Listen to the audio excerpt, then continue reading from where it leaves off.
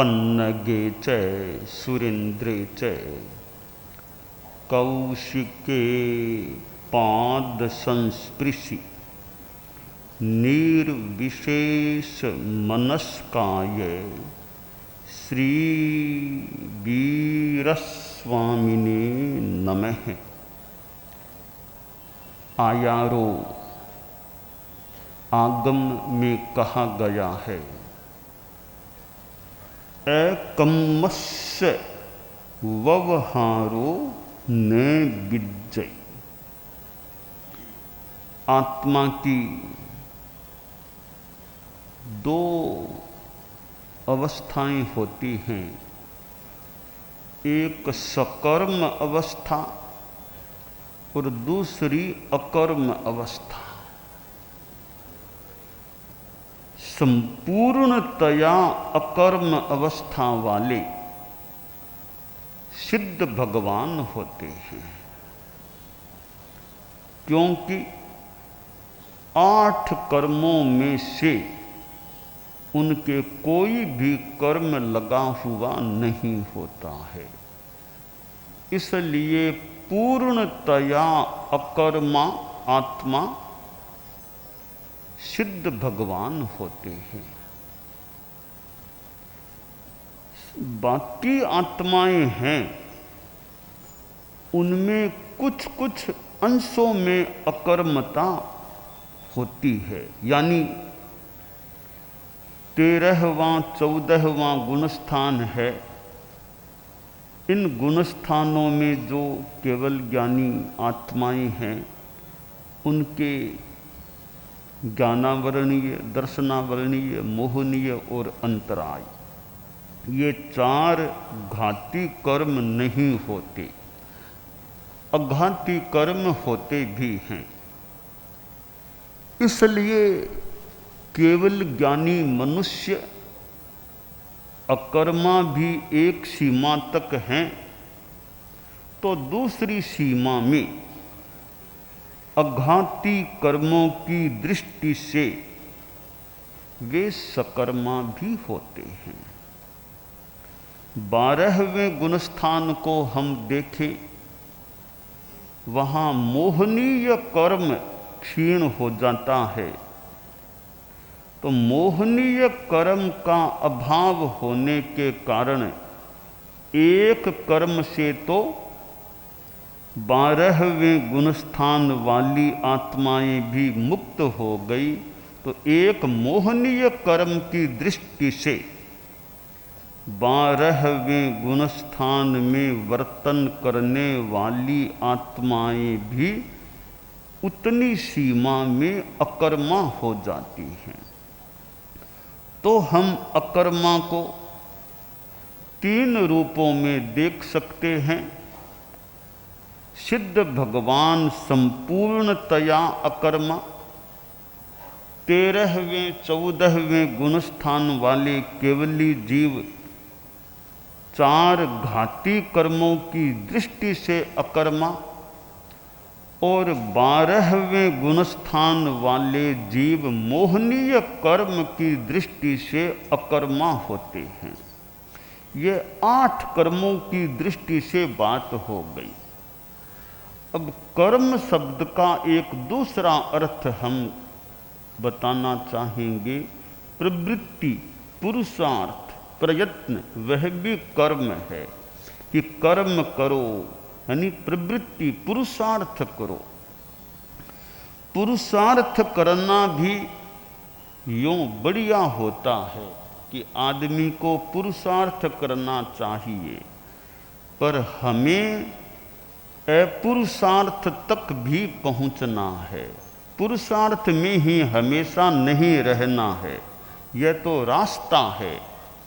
पुरुषार्थ एक रास्ता है, अपुरुषार्थ मंजिल है।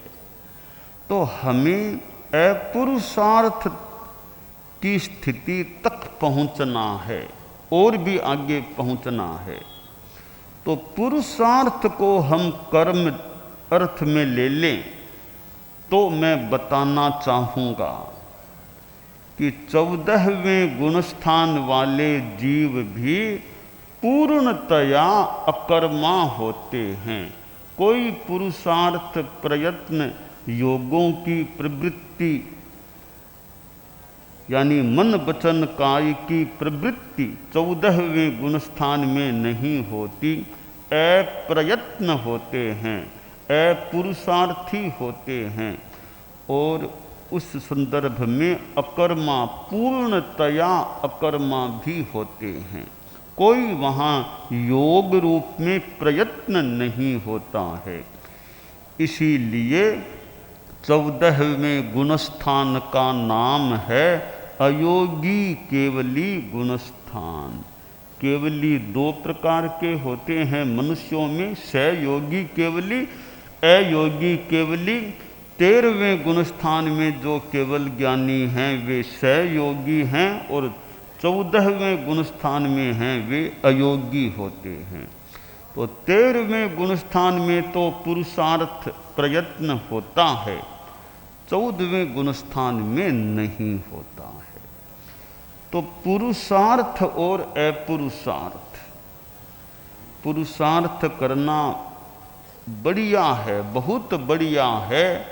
जब तक पूर्णतया अपुरुषार्थ की मंजिल न मिल जाए तब तक पुरुषार्थ करना भी बढ़िया हो सकता है, होता है।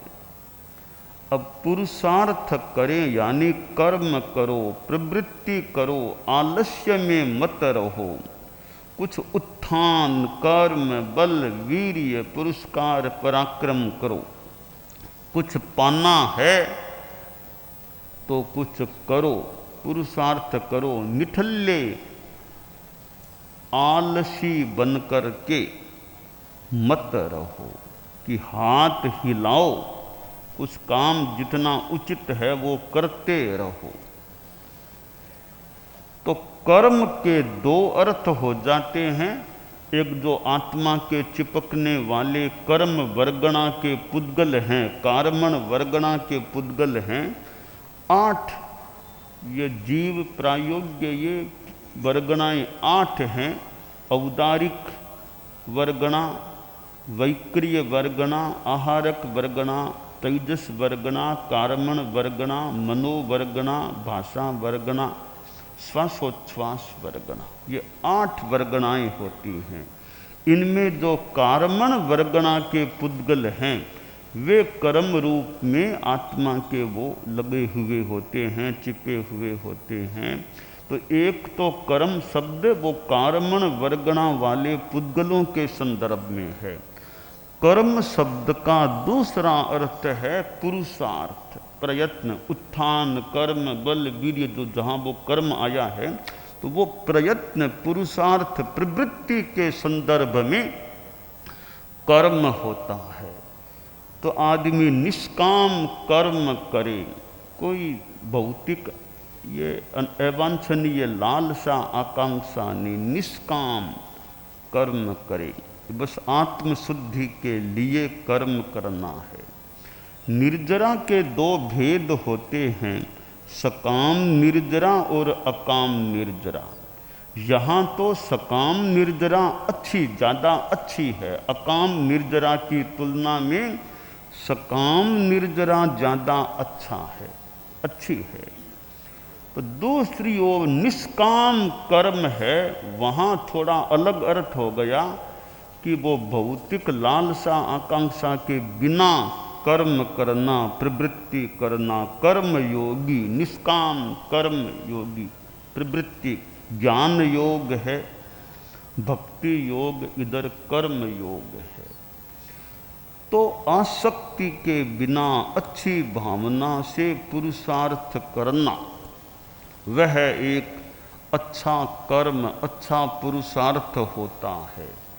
मुमुक्षु बाइयाँ, बोधार्थी बाइयाँ और जो पारमार्थिक शिक्षण संस्था से जुड़े हुए हैं, कई ये बैरागी भाई भी हैं कि वो पुरुषार्थ आध्यात्मिक धार्मिक रूप में, स्वाध्याय आदि के रूप में कितना करते हैं। वो जितना अच्छा होगा तो वह स्वाध्याय आदि के रूप में, साधना के रूप में पुरुषार्थ जितना करणीय है वो करना चाहिए कि अनावश्यक आलस्य में नहीं रहना।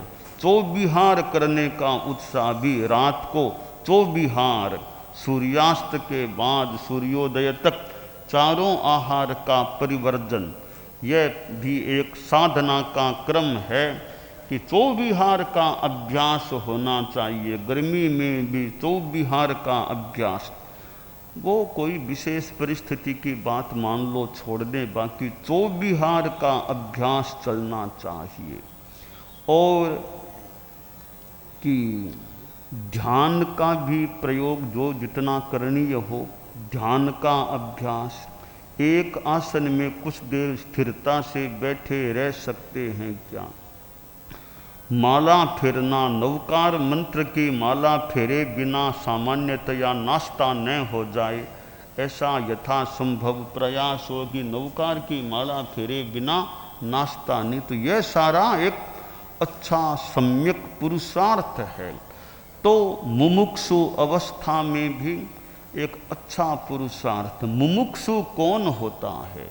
मोक्तुमिच्छुः मुमुक्षु, जो मुक्त होने का इच्छुक है वह मुमुक्षु होता है। वाचम यमो व्रति साधु रनगार ऋषिर मुनि निर्ग्रंथो भिक्षु। तो ये साधु के कई नाम हैं। तो हमारे यहाँ महानंदो मृतम सिद्धि कैवल्य में पुनर्भव शिवम निश्रेयसम श्रेयो निर्वाणं ब्रह्म निर्वृत्ति। तो ये मोक्ष को पाना, कैवल्यम पुनर्भव, पुनर्भव की अवस्था को पाना, वो भावना है जिसमें वह मुमुक्षु होता है। हमारे यहाँ एक टेक्निकल टर्म के रूप में हो गया कि दीक्षा से पहले जो निर्धारित होकर साधना करें, उस व्यवस्था में आ जाएं, वो एक टेक्निकल रूप में मुमुक्षु कहलाते हैं। और मुमुक्षु बाइयों में जो प्राइमरी है वो बोधार्थी। मुमुक्षु में एक छोटा विभाग प्राइमरी का मान लें, बोधार्थी होते हैं। तो यह पुरुषार्थ बोधार्थी है, चाहे मुमुक्षु है, बाइयाँ है, चाहे पुरुष हैं, वो आध्यात्मिक पुरुषार्थ, आध्यात्मिक कर्म वो यथोचित रूप में करते रहना चाहिए। कंठस्थ करना है तो उसका भी पुरुषार्थ हो कि कंठस्थ करेंगे तो ज्ञान मजबूत हो सकेगा। कि खान पान तज ही सब ही तजय निश्चय मांडे मरण घो ची पूली करतो रहे जद आवे व्याकरण। कि व्याकरण का अध्ययन करना है। हमारे यहाँ कालू कौमुदी संस्कृत व्याकरण की दृष्टि से प्रचलित है, प्रसिद्ध है। उसके आगे फिर कोई पढ़े तो श्री भिक्षु शब्दानुशासनम भी है।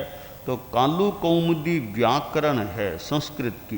तो व्याकरण को कंठस्थ करना है, ज्ञान लेना है, तो पीछे पढ़ो। खान पान में ज़्यादा आकर्षण मत रखो, उसके पीछे पड़ जाओ। घोची पूली, घो यानी एब्रीविएशन है, यह घोची पूली एब्रीविएशन शॉर्ट फॉर्म है। घो यानी घोकना, ची यानी चितालना, पू यानी पूछना, ली यानी लिखना। घोकना, चितालना, पूछना, लिखना करो तो फिर कोई व्याकरण आत्मसात हो सकती है। तो व्याकरण का ज्ञान है तो शुद्ध अशुद्ध का निर्णय हो सकता है। कि जिन्ह जिनौ जिनाह जिनम जिनौ जिनान रामः रामौ रामः रामम रामौ, कौन सा शुद्ध है कौन सा अशुद्ध है। तो व्याकरण खुली हुई है, कंठस्थ भी हो गई, साधनिका सिद्धि कर ली, आत्मसात हो गई साधनिका। तो फिर वो ज्ञान खुल जाए भी यह गलत प्रयोग है, यह सही प्रयोग है, यह निर्णय किया जा सकता है। तो उसके लिए भी पुरुषार्थ करना होता है। कंठस्थ करने के लिए कि भीत की ओर मुंह करके घोको, घोको, रटो रटो। फिर उसको रटे हुए को याद रखने के लिए बार बार पुनरावर्तन करो। तब जाकर के कोई ज्ञान यो व्याकरण आदि ऐसे ही आगम को कंठस्थ करना है तो रटना करना, फिर तो वो कंठस्थ बढ़िया हो जाए, चितालना करते रहो तो वह सुरक्षित रह सकता है। यह भी कर्म है, पुरुषार्थ है। तो मुमुक्षु हैं, उनको भी मुमुक्षु के अनुरूप कर्म, पुरुषार्थ, धर्म, अध्यात्म की दृष्टि से यथोचित रूप में करते रहना चाहिए। कुछ करेंगे तो कुछ प्राप्त हो सकेगा, तो करो, पुरुषार्थ करो तो कुछ हमें फल भी मिल सकेगा। कोई भी पुरुषार्थ है मानो सामान्यतया व्यर्थ नहीं जाता। अच्छा पुरुषार्थ करो, कभी न कभी उसका फल भी मिल सकेगा, मिल सकता है। तो यह आयारों में जो कहा गया है कि अकम्मस्य व्यवहारो न विज्जयी, जो 8 कर्मों से रहित है उसके व्यवहार नहीं, यानी यह मनुष्य है, यह देव है, यह बच्चा है, यह जवान है, ये सारी बातें अकर्म सिद्ध है, उनके लिए नहीं होती कि वो सिद्ध तो बच्चा है, कि वो सिद्ध बूढ़ा हो गया, कि वो सिद्ध नरक में है। अब अवस्था में वो एक समान मोटा, यानी सब अकर्म है, न कोई नारक है, न मनुष्य है, न देव है, न त्रियंच हैं, सब अव्यवहार वाले हो गए। अब व्यवहार नहीं है। ऐसे व्यवहार राशि अव्यवहार राशि भी होती है। कहा जाता है जितने जीव सिद्ध बनते हैं, मोक्ष में जाते हैं, उतने जीव अव्यवहार राशि से व्यवहार राशि में आ जाते हैं। तो वहाँ भी अव्यवहार शब्द है, और वे अव्यवहार राशि वाले जीव तो संसारी जीव हैं, क्योंकि वहाँ केवल वनस्पति काय में ही हैं, और न वो वायु काय में है, न और कोई त्रियंच में है, न तो उस रूप में मान लो वो एक ही जगह वहीं उसी काय में जन्म मरण है। उस संदर्भ से अव्यवहार राशि वाले मान लें। तो सिद्ध भगवान तो वनस्पति काय में भी नहीं है, वो उससे भी मुक्त हो गए हैं, ऊपर हैं। तो सिद्ध होते हैं, उनके लिए कोई व्यपदेश संज्ञा नाम गोत्र नहीं। संतों का तो मान लो नाम है, पर सिद्धों का यूँ भले कह दें भगवान महावीर का जीव, यूँ अब कोई महावीर है न ऋषभ, सब अनंत अनंत सिद्ध वहाँ परम पूजनीय, परम वंदनीय, परम अर्चनीय वहाँ विराजमान हैं। 45 लाख योजन में सारे के सारे सिद्ध, अनंत अनंत सिद्ध, सारे के सारे 45 लाख योजन की वो जो एरिया है उसमें समाविष्ट हैं। क्योंकि जो भी सिद्ध बनेंगे वे आखिर मनुष्य लोक से, वहाँ तो जितना मनुष्य लोक का जो है दायरा, उतना ही ऊपर, उतनी ही सिद्ध में, जहाँ सिद्ध होता है ठेठ सिद्ध में जाकर के वहाँ, ऐसा नहीं कि यहाँ वाला वहाँ नहीं होता। जहाँ सिद्ध हुआ उसी सिद्ध में, वहाँ मोक्ष में जाकर के वे आत्म प्रदेश, वो शरीर का थोड़ा भाग वो छोड़ने से थोड़ा बचता है, वो उतने हिसाब से आत्म प्रदेश विराजमान हो जाते हैं। कोई पद्मासन में सिद्ध हुआ तो उस आकार, उस रूप में वो वहाँ कोई लेटे लेटे हुआ तो प्रदेश भी आत्मा के वो वहाँ लेटे लेटे के रूप में स्थित हो जाते हैं। कोई फर्क यूँ वो थोड़ा शरीर का वो भाग कम करना होता है, वो पोल का और का। तो यह अकर्मा है, यानी अव्यवहार होते हैं। अकर्मा जो सिद्ध हैं, कोई व्यवहार नहीं है, न स्त्री है, न पुरुष है, न नपुंसक है, न कुछ नहीं, सब एकाकार सिद्ध। यों भेद करें प्रथम समय के सिद्ध, अप्रथम समय के, वो यों भले विवक्षा कर लो, बाकी नारक देव मनुष्य उस रूप में वे कुछ नहीं होते। तो आयारों की वाणी है, एकम्मस्य व्यवहारो न विज्जयी।